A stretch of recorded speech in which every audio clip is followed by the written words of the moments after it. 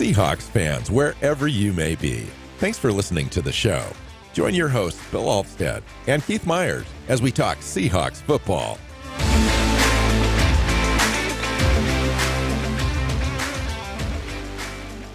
Hey, hi, Seahawk fans. Welcome back to another episode of the Seahawks Playbook podcast. I'm your host, Bill Alvstad, sitting down with co-host Keith Myers, here to talk Seahawks football. We are talking about position groups in our podcast series, looking at the 2024 roster after the draft, after rookie free agents were signed. This week, we are up to the offensive tackle group. Keith is smiling again because this is one of his favorite groups. Welcome in, Keith. How you doing? Doing good. Yeah, this is the last of our offensive shows. We've gone through everything else, so we'll be moving on to the defense next for those of you that love defense. But yeah, we're doing offensive tackles today, and there are a lot more players on the roster that have that label than I think will ever matter to the Seahawks this season. But I hope so. I hope so. It's worth talking about them because I think there's 9 tackles. Yeah, there's 9 tackles on the roster. One's kind of like a crossover guy. Yeah. Yeah. Yeah. So today at OTAs, they had a practice. Seahawks are in OTAs, and out of the offensive line, Abe Lucas was still rehabbing from a knee, was not on the field. Anthony Bradford was there, but not taking part due to a minor knee injury. The ones looked like this, left to right: Charles Cross, Lakin Tomlinson, Olu Atimi, McClendon Curtis at right guard, and George Fant at right tackle with the number 1 group. Number 2s left to right: Raekwon O'Neal at left tackle, Tremaine Ankrum, Nick Harris at center, Christian Haynes taking the number 2 reps at right guard, and Michael Giroux, the 207th overall pick in the draft, at right tackle with the number 2. So doesn't say really anything at this point, but what do you think of McClendon Curtis at right guard over Christian Haynes? I don't think it matters in one bit. I think what it says is that he is more familiar with the playbook because he's had it longer, and so they have him with the ones. I don't think it matters. We'll see what it looks like in training camp. But it could be just a reward for all the work in the off season, for example, being in the building all the time, working out. Yeah, because McClendon Curtis isn't a guy that is expected to make the roster. So. Not when you really take a look at the entire depth chart. Correct. Yeah, he kind of hung around last year. They picked him off of a practice squad, hung around on the roster, didn't play. And then here he is with a futures contract. It wasn't McClendon Curtis. It was Tremaine Ankrum. That was the interesting one to me because I figured if anyone was going to get those reps with the ones, it was going to be him simply because of his experience. But yeah, I mean, he got signed in the off season, but then they promptly signed Tomlinson not too long after and drafted Haynes. So, at this point, he's got to be worried that he's going to be on a roster. Yeah, I would think, if I was just to spitball this thing, I would say, that the 9, let's just say 9 offensive linemen, maybe 10. If it's 10, somebody might make it that I'll mention, but let's just go with 9. So you got Charles Cross, Lakin Tomlinson, Olu Atimi, that's 3. George Fant, that's 4. Christian Haynes, 5. Abe Lucas, Charles Cross, 6, 7. And then what? Well, you need a backup center. Yeah, so Nick Harris, and then Anthony Bradford. I didn't mention Anthony Bradford. Yeah. So that's 9. So Nick Harris and Anthony Bradford, that rounds that out. So that means Stone Forsythe, maybe gone. Mm-hmm. We took a look at him pretty well last year, Keith, and didn't see really anything. We can go into that in a little bit more detail. Raekwon O'Neal, Max Percher, who they picked up in the offseason, Michael Jarrell, the draft pick, probably outside looking in, Garrett Greenfield, another undrafted rookie free agent in, Mike Nowitzki, Satoa Lumea. I see him making it as well. So maybe there is 10 this year. Yeah, I see him making it, but I still think his future is at center. And I hope they because he's got such short arms for an offensive lineman, and that won't matter as much at center. It matters a lot at tackle, and it matters some at guard, but it doesn't really matter at all at center. So I do think that's where he moves. But yeah, I could see him over Davis as the backup center. Like, I'd be ready for that. That wouldn't be a problem in my world. Yeah, interesting. So let's talk about the two main guys right up front. Charles Cross, left tackle, Abe Lucas, right tackle. Talk to me about how you feel about those guys coming into the 2024 season. I feel great about Charles Cross. He was good as a rookie. I mean, he was a rookie, so he wasn't like all rookies make a lot of mistakes and all that. But for a rookie, he was good. Year 2, he started out hurt, missed a bunch of games. That hurt. Was a little bit slow coming along once he got back, but once he got kind of in the swing of things after a few games, he really looked like a guy that you can build around on your offensive line. And he's only 23 right now, even with 2 years on him in the league. Like, he is a young guy still. I think that the Seahawks have a really nice player there. Abe Lucas, on the other hand, is 25. He's 2 years older, even though they were drafted at the same time. He looked even better his rookie year than Cross did. He was the best offensive lineman on the team that year.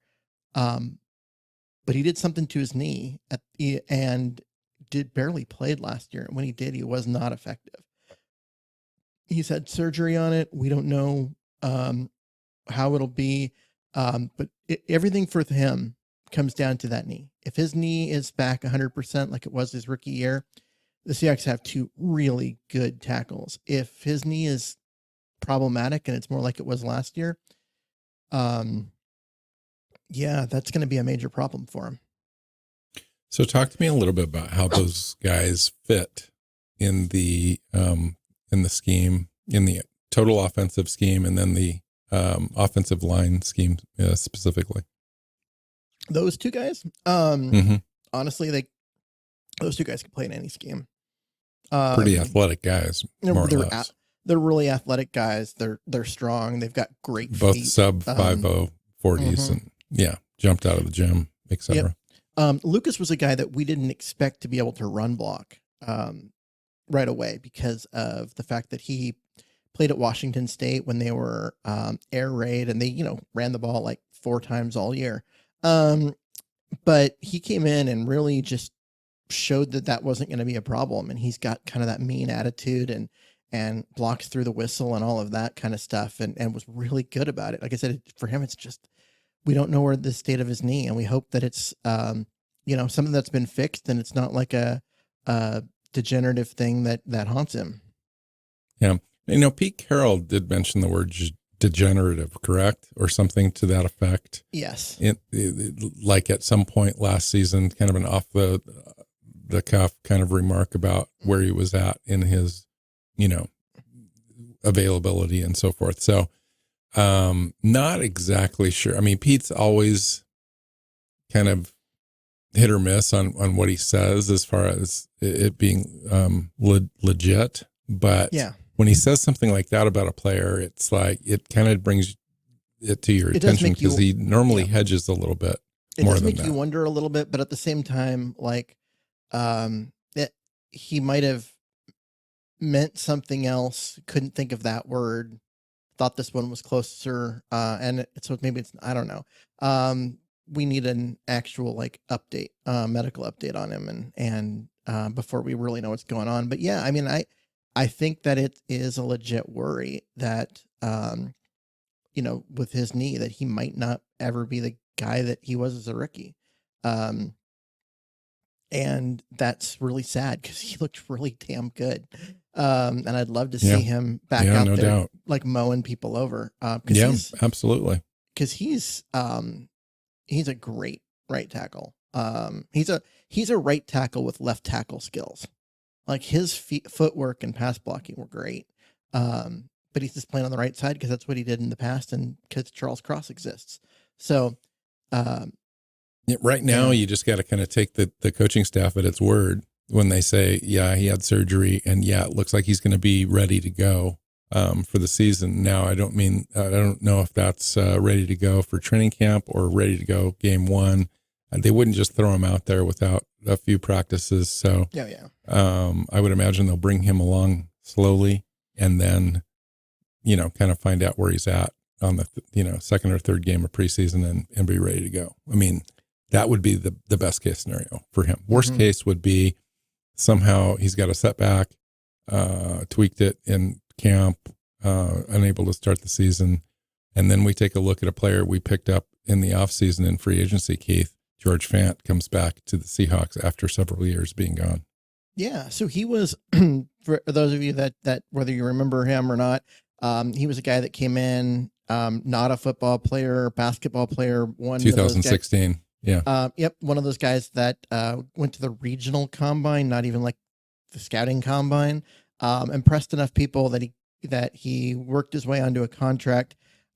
Super athletic and all of that, but he was small and had never really played the position, but somehow ended up playing left tackle because of a bunch of injuries. And then they went into the next year, they screwed up and didn't get another tackle on the roster, and he started at left tackle, and it went poorly until they traded for Dwayne Brown.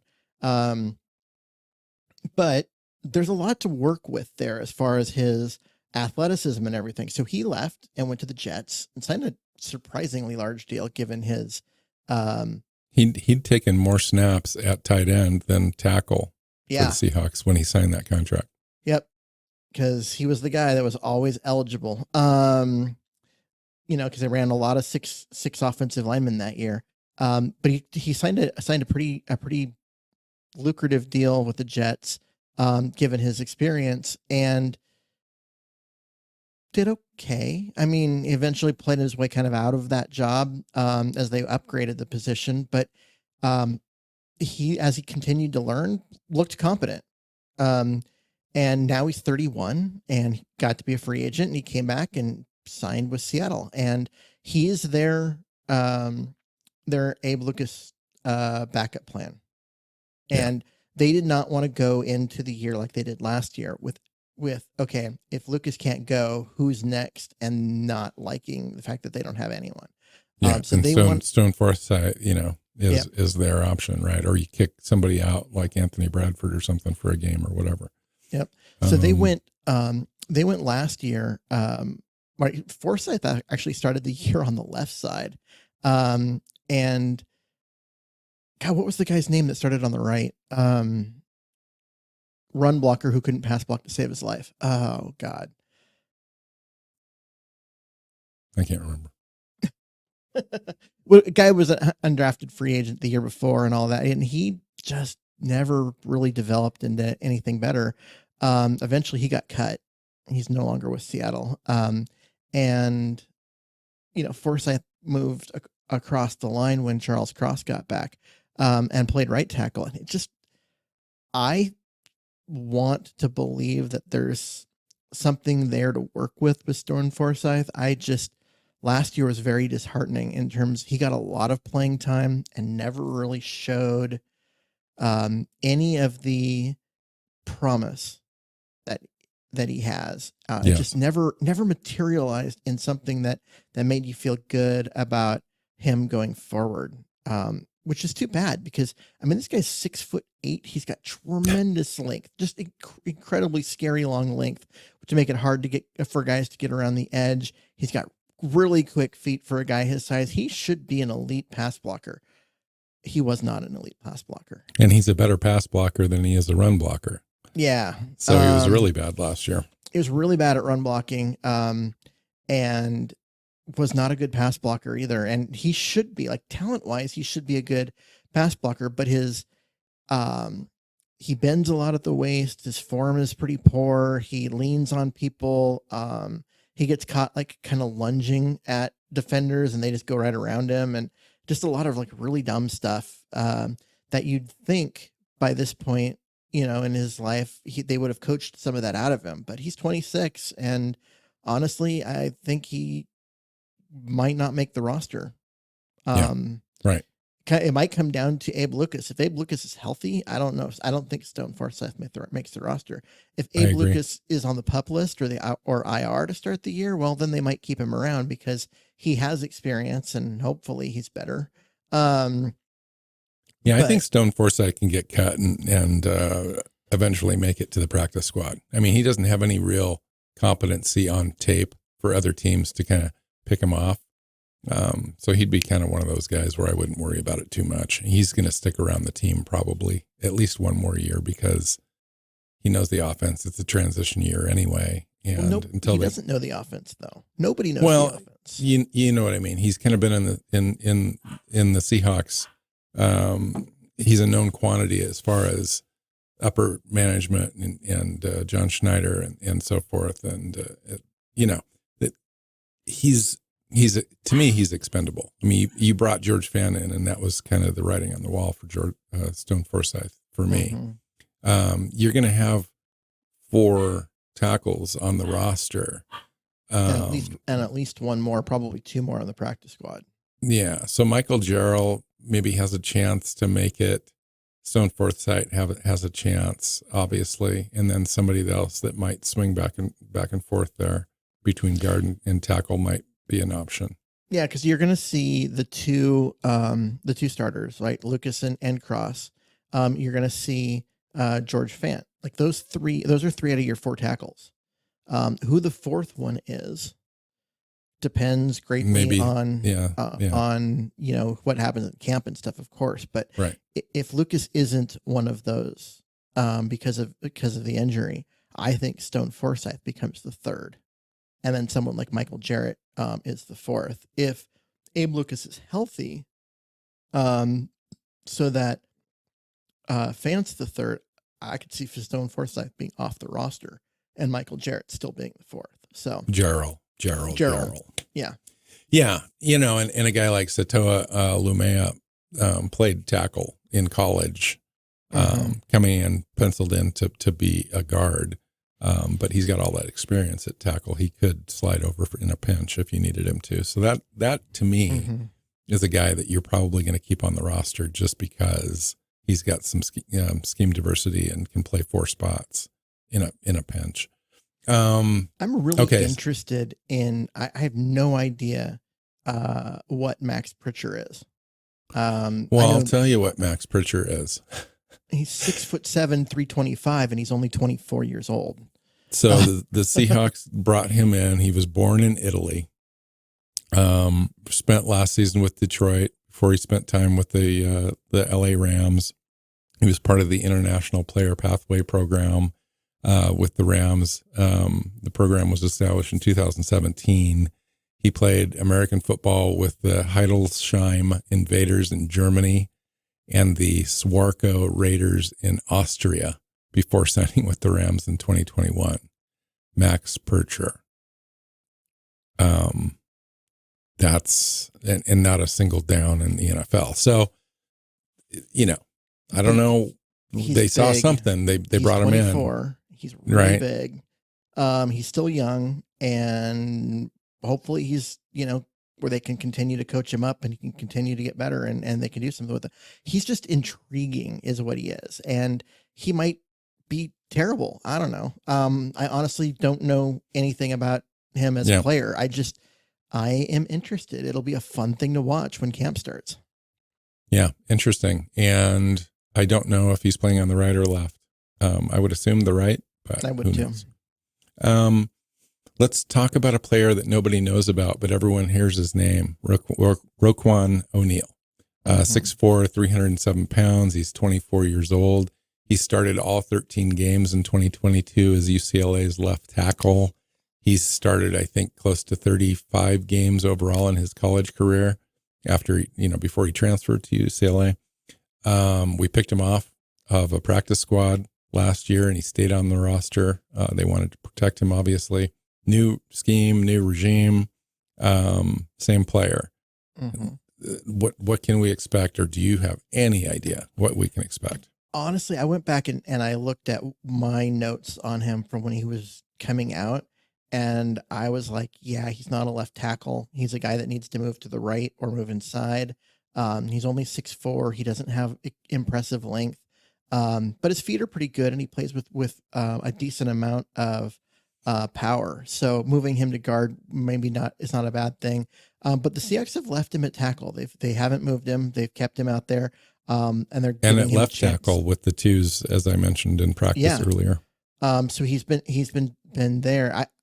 I think his future is on the right side or inside, but they like what they've seen in him. I think they like his footwork. I liked his footwork when he was coming out of UCLA. My questions were just about his length, and being able to set an edge and not let those pass rushers around the corner. But it's also been 2 years. I mean, there's a lot of coaching that can happen between then and now, and he hasn't played, so we don't really know. Yeah, interesting. Okay, so lastly, or second to last anyway, we've got Michael Jarrell, the 6'4", 309-pound, 207th overall player selected in the 2024 draft. What can you tell us about Michael Jarrell? He's undersized. He's 6'5". It's hard to say a guy who's 6'5" is undersized, but at 294, he's undersized. So I've got him at 6'4", 309. Okay. Well, the Seahawks have him at 6'5", 294. Okay. That's what they've listed him at. But he's, that he needs that, like, they'll work on that. I think this is a developmental project. A guy that has, okay, I couldn't get tape, from Finlay. So I have to go on what other people say, is that he's undersized, but got good feet, and there's a lot to work with. Kind of a toolsy guy that needs a lot of development, but can possibly have something significant there if given time to develop. And that's all I know. So I've got a couple of other things. So he's been a team captain for 2 years. He's got, he's proportional. So I don't know that he's necessarily short stature at 6'4". I think he's got 34.5-inch arms. So he's not horrible in lengthwise. And then he just needs work. Like, he's really super lean. And he needs to, to build some NFL strength. He needs a year in the professional weight room. Exactly. All that kind of stuff. You see these guys in the 7th round every year. And, Seattle took Jarrell, and before they took Stone Forsythe. Stone Forsythe with the 208th overall pick in the 2021 draft. This guy's the 207th overall pick.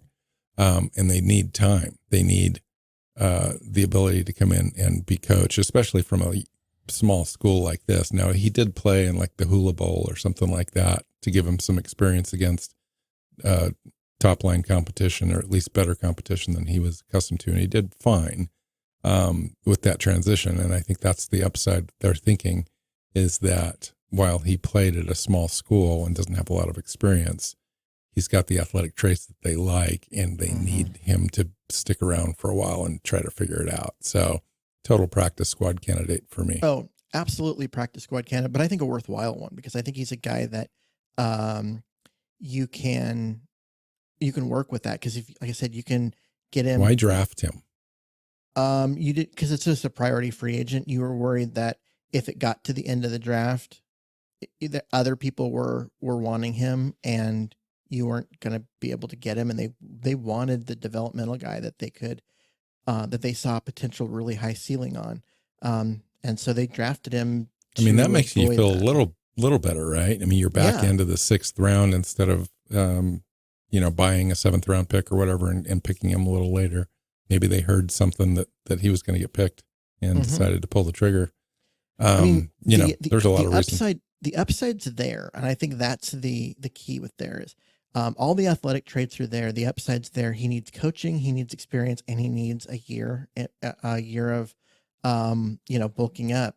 And I think he's going to be given that. I wouldn't be surprised if he made the roster as the fourth tackle, because he won't suit up on game day unless there's a bunch of injuries.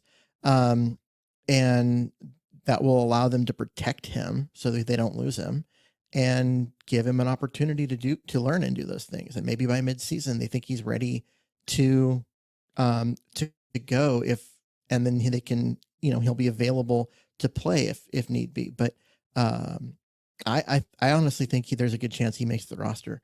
And it would be Stone Forsythe who loses out.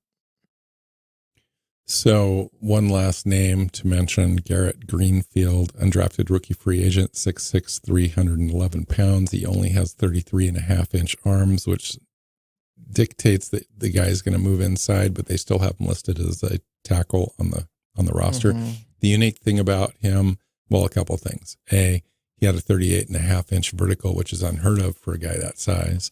God, that's crazy. Team captain, a couple of years in a row at a small school, South Dakota State, FCS All-American for 2 years in a row. He's intriguing. He's a guy that you look at his athletic traits. You realize he's 310 pounds. He jumped that high. He lifted 310 pounds, 38 inches off the ground. That is some serious power in those legs. Agreed. And so he's interesting. I think he's a guy that, he was at South Dakota State. He was a captain. He could have played at an FCS school, but he didn't. And so that's why he went undrafted and he's down there. If he had transferred to Mississippi State or, Northwestern or someone, he probably would have gotten drafted. But there is something to be said about him being a team captain. Like you said that earlier, like they've gone and made a point of getting guys that are high character guys that have been team captains. They're leaders. They get that part of the, being a professional or just being an athlete. And, again, I wish I had tape to watch. I just don't. So it's really hard to get tape from some of these small schools. So as it stands right now, if health is not a concern, how does this unit stack up to last year? Just the tackles or the offensive line? Yeah, the tackles. We can kind of round it out. Well, if there's no injuries, they're way better. Because last year it was injuries that dominate like any evaluation, right? You were without Cross for a while in the beginning, and you're kind of without an effective Lucas all year, and they didn't really have anyone to go beyond that. So if there's no injuries and both Lucas and Cross are playing, you've got a pair of bookends that you can build around for the next decade. And so could this be a potentially a position of strength? Yeah. It can also, to me, it could also be right on the verge of an offensive line, or at least a tackle group that's in complete rebuild mode. Charles Cross is okay. For me, I disagree with you just a little bit on everything that you said. I just disagree with just a little bit, and that's Charles Cross. In that, he kind of came on last year towards the end there, but that turf toe thing he had really bothered him all year. Just missed some games, played okay in others.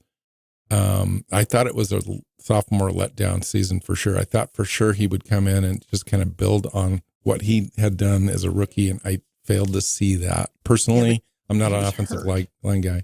Yes, he was true.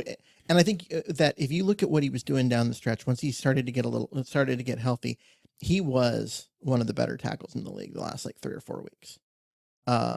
And that's what I'm looking at. I'm looking at that and his rookie year. And I think he has shown that if he doesn't get that turf toe injury, that team would have been in much better shape on the offensive line. Like it was really a situation where that injury, because they didn't have any backup.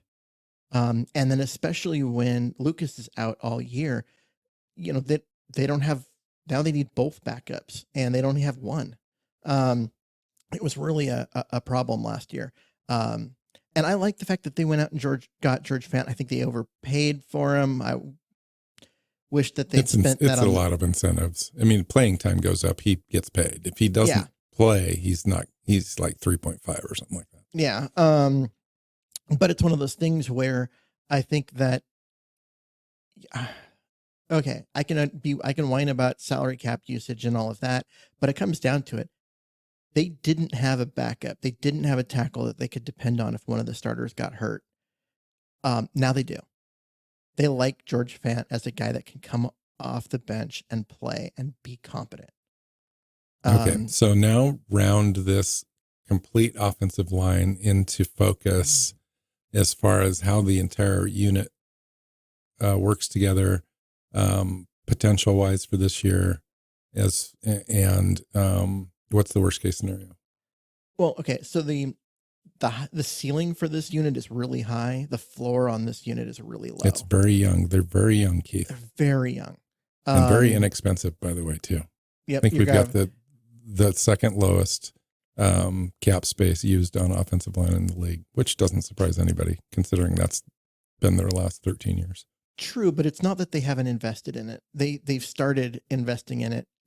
What they're just investing is draft capital instead of cap space, and that will turn around when Cross becomes a free agent, or you know what I mean, like he gets ready for his extension.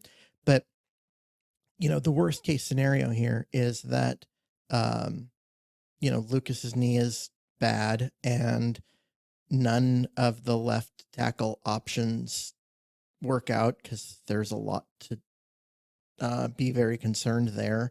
And Oluwatimi just is there. He's like the last, the guys they've had at the position the last 2 years, and he's not someone who can come in and really just anchor the center of that line. And you basically I'm worried too, like that, like just getting physically overmatched. I think is my one and only worry for him. I think he's competent, he's smart, he can obviously do line calls, all that kind of stuff. I'm just worried about the physicality of the game. Is he physical enough to hold up in there? And I mean, I just look at that. I'm like, you could have a center, right guard, right tackle situation where it's just bad. And you're not doing anything if all you've got is a rookie left guard and Charles Cross. Or I guess it would be rookie right guard and Charles Cross, because there's just not much that you can. There's no two guys next to each other that are competent that you can run behind, and so it's just going to be a turnstile of pass rushers coming at Geno, and a lack of running lanes for the running backs, and a mess. That's an entirely possible situation. So is it likely that it's somewhere in between then? Yeah, I mean, I just think that it's also a possibility that Lucas is healthy and Oluwatimi ends up outperforming our current expectations. Christian Haynes is what we want, or we think he is, and that overall this line is pretty damn good. I think it's going to be somewhere in the middle, because you can't, no offensive line stays healthy with the same 5 guys all year. And so at some point you're going to have to look at your depth and some of that, but that's what George Fant's for. That's what Anthony Bradford's for. I think they're going to be okay. And I think they're going to be middle of the road. Middle of the road would be such a huge upgrade over last year. If we were to rank our offensive line, Keith, what do you think that they would be? Like 26th to 28th last year? Yeah, they were 28 to 30 last year. Overall. And so you're thinking an incremental improvement. You've got a new offensive line coach, new scheme. If they're 18 to 20 instead of 28 to 30, they move up 10 slots in that. That's a massive improvement. The offense is going to work way better, even though they're, still technically below average if you at that ranking, right? 'Cause average would be 16. Um,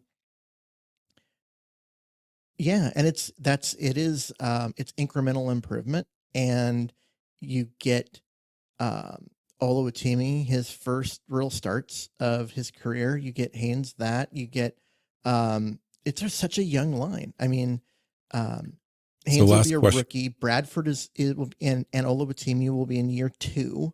And the 2 tackles will be in year 3. So last question for you. So both Huff and Grubb have indicated that they want to have a physical offense.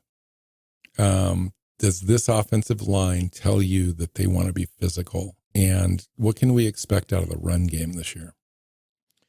I think the offensive line has but the fact that they drafted Lumea, the tackle out of Utah that I think is going to be a guard, and like that's a guy that's just pure physicality. He's way undersized, so I think he moves inside, but God, he plays tough. I think this is an offensive line that can be very physical. Christian Haynes is also one of the best finishers in college football. Yeah, Christian Haynes is incredible. And Abe Lucas was in his rookie year before the injury. Mr. Pancake. Yeah, I mean, like this has the potential to be a very physical group, and if they are, the running game's going to take off. But if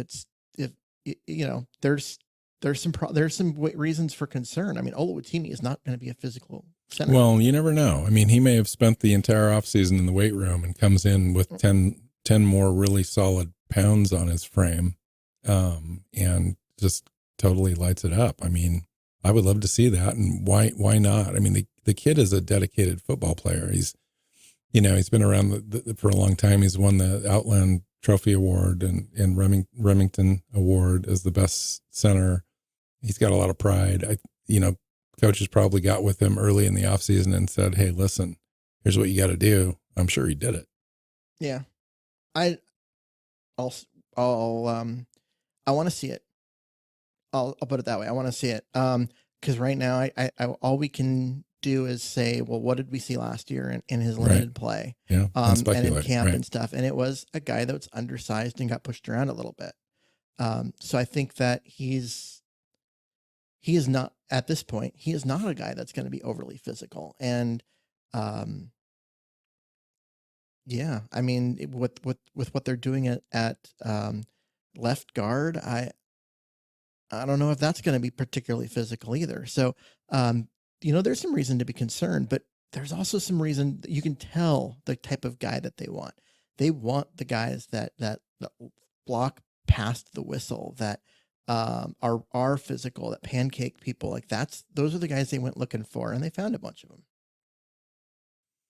Cool. Anything else you want to cover before we head out and we turn our attention to defense after the show? No, I think. What do you think of the offense? We just went through all the position groups. What do you think overall, Keith? The offense is in pretty good shape. I mean, so much talent at receiver and running back. There's some, growth opportunities at tight end, but it really comes down to the offensive line. Can the offensive line open running lanes better than they did last year? Can they protect Geno better than they did last year? And can Geno get the ball out of his hands faster than he did last year? If those 3 things are true, offense is going to be really good. Yeah. I think you just nailed it, really. I mean, that's really what it does come down to. And the offensive line is more effective. Your running backs are more effective. You've got more time for your quarterback. Your quarterback's going to be stronger, healthier, stay in the pocket longer, see things better, et cetera. We had talked before last season about Seattle potentially being a top 10, top 5 offense. Just looking at the roster, just looking at this roster, Keith, what's the potential? Line injury started to pile up, and things went south in a hurry. So, I mean, that's really what happened. Is you had both tackles get hurt, in training camp, and they never recovered. Yeah, Really. they never really recovered from that. Get Forsyth playing on one side or the other. Bradford come in because he needed to start, earlier than probably he was ready. Oh yeah, absolutely. Yeah. And the thing is that, like I said, I'm higher on Bradford than other people because I think that there's a lot to work with there. And there are moments, there are flashes in his tape where he looks like he's going to be a competent player. And he gives them that physicality that they like. Yeah. So I'm higher on him than a lot of people are, but I also understand like his pass blocking grade is pretty damn bad. And rightfully so. So but you gotta see who was next to, him at tackle too. Yeah. And at center. It was bleak on both sides of him. Yep. It was Forsyth and Brown. And that's not setting up a guy to be successful. Right. Especially since he's not ready because he's a rookie. He doesn't know anything. Yeah. And he was kind of a project rookie too. So, right. Yeah, it's we'll see. I like the idea of him at one of the guards and hands at the other guard, and that would be fun, especially if, assuming that Bradford develops and is better this year. Yeah, he's got to take it. The job is there. He's got to go take it. So, all right, let's get out of here. Next show, defensive tackle, nose tackle, etc. Fun. Finally getting to your big boys instead of mine. I love these. I love the defense. I really do. I've always been kind of a defensive guy. I love offense too, but defense really kind of has my passion. And so I'm looking forward to these conversations coming up because the defense could only get better after a dismal showing last year. I think any improvement, whether it's coaching, scheme, player, infusion of talent, I think all three are actually possibilities with this team, and so I'm looking for some kind of marked improvement, not just incremental, with the defense. Well, so they can't get worse in a lot of areas. No, not much worse, right? When you're 31st or 32nd in the league in a bunch of categories, you're it's hard to go down in those rankings. Yeah, right. All right, let's get out of here. Find Keith on Twitter at Myers NFL. You can find me at NWC Hawk. Shows on your favorite podcast platforms and our YouTube channel. Hit that subscribe button, like it, send us a comment, all that good stuff. So we'll talk to you next time. Go Hawks. Go Hawks. Seahawks Playbook podcast listeners, thanks for joining us for another edition of the show. You can find us on Twitter. Bill is at NWC Hawk. Keith is at Myers NFL. And the show is at Hawks Playbook. You can listen and subscribe to the show at SeahawksPlaybook.com.